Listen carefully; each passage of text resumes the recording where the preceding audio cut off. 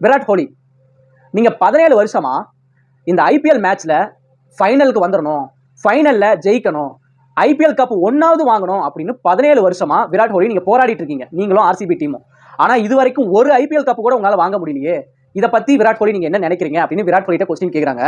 அதுக்கு விராட் கோலி என்ன சொல்றாருன்னா, கரெக்ட் தாங்க, எங்களால 17 வருஷமா போராடியும் இது வரைக்கும் ஒரு ஐபிஎல் கப் கூட வாங்க முடியல. காரணம் இந்த 2024 இப்ப முடிஞ்சல ஐபிஎல், இதை எடுத்துக்கோங்களேன். கடைசி 8 மேட்ச் ஆர்சிபி டீம் நாங்க தோத்துட்டோம், ஓகேங்களா.